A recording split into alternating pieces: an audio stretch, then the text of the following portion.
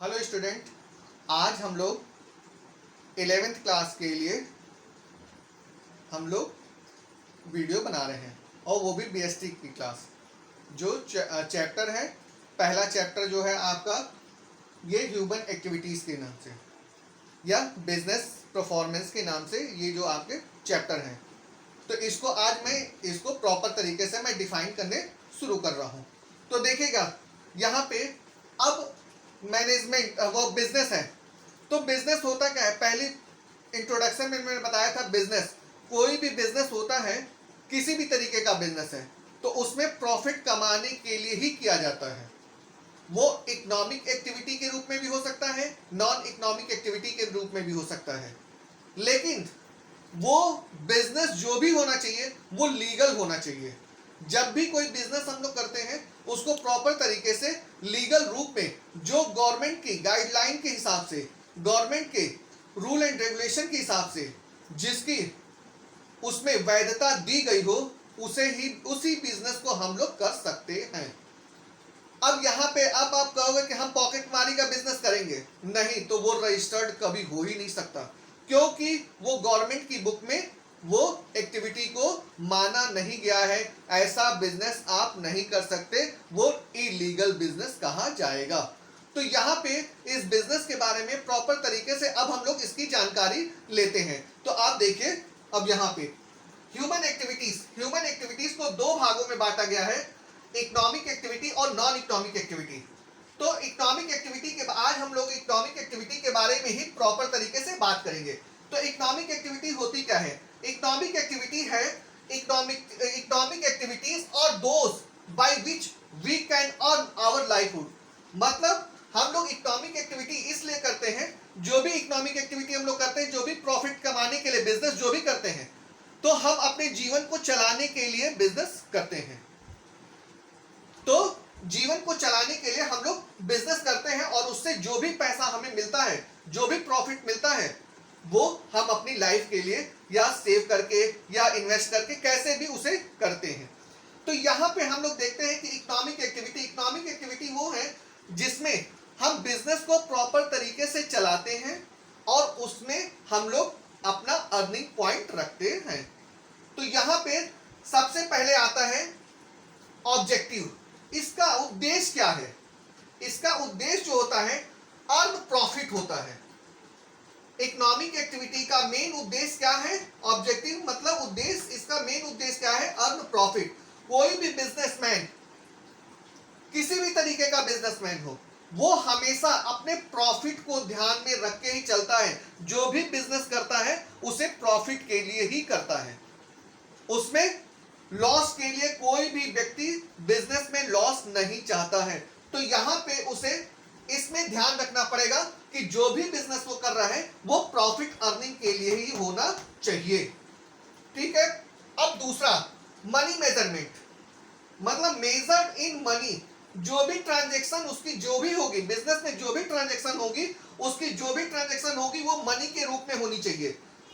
सोना चांदी, आलू टमाटर किसी रूप में नहीं होनी चाहिए। आप कहते हो कि मेरे पास 10 ट्रक है, तो इससे मतलब नहीं है, 10 ट्रक से मतलब नहीं। यहाँ पे केवल जो भी बिजनेस होगा उसको केवल मनी के रूप में ही प्रदर्शित किया जाना चाहिए। उसको बुक्स ऑफ अकाउंट्स में जो भी दिखाया जाएगा, जो भी अपना प्रॉफिट अर्न करेगा, वो केवल मनी के रूप में ही ले सकता है। लेकिन कुछ लोग सोचते होंगे मनी के रूप में रुपए पैसे, चेक भी आता है मनी के टर्म्स में, चेक को भी इंक्लूड किया जाता है। बाकी किसी चीज को हम लोग आज की डेट में नहीं लेते हैं, केवल रुपया पैसा और चेक।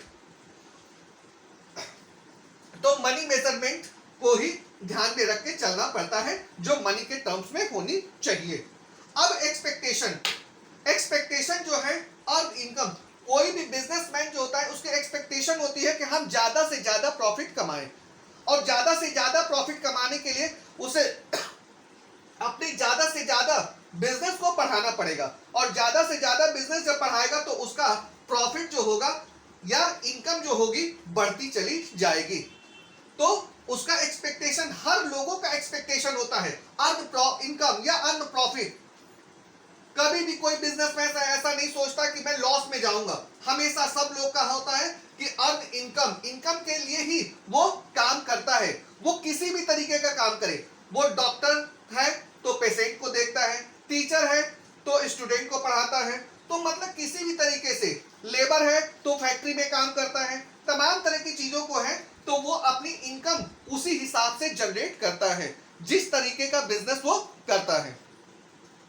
ड्यूरेशन, इसका कोई ड्यूरेशन टाइम नहीं होता। कोई भी बिजनेसमैन जो होता है, वो कोई भी बिजनेसमैन ऐसा सोचता नहीं है कि हम कोई भी बिजनेस जो कर रहे हैं एक निश्चित टाइम तक करेंगे। बिजनेस जो है अनलिमिटेड है और वो उसमें बिजनेस में री इन्वेस्टमेंट भी करता है और उसमें से प्रॉफिट अपना निकाल भी लेता है। तो बिजनेस अनलिमिटेड है, उसको जितना ज्यादा वो चलाएगा उतना ही उसे ज्यादा फायदा होता जाएगा। तो ड्यूरेशन अनलिमिटेड है, किसी भी तरीके का बिजनेस हो, ये कोई एक बिजनेस की बात नहीं है, हर तरीके का बिजनेस जो होता है, कोई भी कंपनी का मालिक जो होता है वो भी जो भी बिजनेस चलाता है वो अनलिमिटेड होता है। वो कभी भी ड्यूरेशन के ऊपर 1 2 साल 5 साल 10 साल के लिए नहीं करता है, वो अनलिमिटेड पीरियड के लिए करता है कि जब तक वो जिंदा रहता है, अपने ओल्ड एज तक जब तक वो वर्क कर सकता है तब तक वो उस बिजनेस को चलाने की पूरी कोशिश करता है। देखिएगा आज की डेट में रतन जी टाटा, तमाम तरह के ऐसे बिरला, टाटा ग्रुप, तमाम तरह की कंपनियां हैं जो उनके मालिक जो होते हैं जब तक जिंदा रहते हैं तब तक उस कंपनी को चलाते थे, नहीं तो उसके बच्चे फिर चलाना शुरू कर देते हैं। एंड रिजल्ट देखिएगा, production of goods and services, जहां पे अगर कोई गुड्स बन के तैयार हो जाता है तो उसका रिजल्ट वहां पे एंड हो जाता है।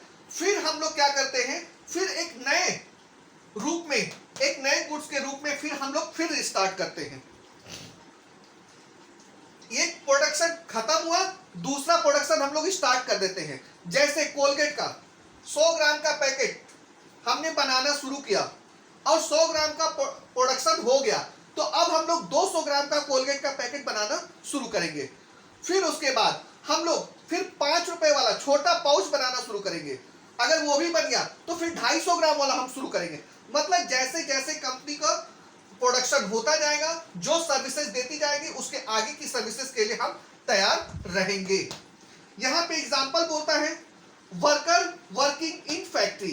अब यहाँ पे जो वर्कर है वो किसमें काम करता है, अपने जीवन को चलाने के लिए। तो यहाँ पे तो इसका एग्जांपल के रूप में लिया गया है वर्कर वर्किंग इन फैक्ट्री। एक तो एग्जांपल ये है। फिर डॉक्टर पेशेंट को देखता है, टीचर स्टूडेंट को पढ़ाता है, तो ये यहाँ पे ये इकोनॉमिक एक्टिविटी के रूप में माना जाता है। तो ये इकोनॉमिक एक्टिविटी का आज मैंने आपको पूरी क्लास में मैंने बताया। अब नेक्स्ट क्लास में मैं नॉन इकोनॉमिक एक्टिविटी के रूप में आपको सारी डिटेल मैं बताऊंगा। तो नेक्स्ट वीडियो में हम लोग आपसे मिलते हैं। आप मेरे चैनल को सब्सक्राइब कीजिए, लाइक कीजिए और शेयर कीजिए, ठीक है।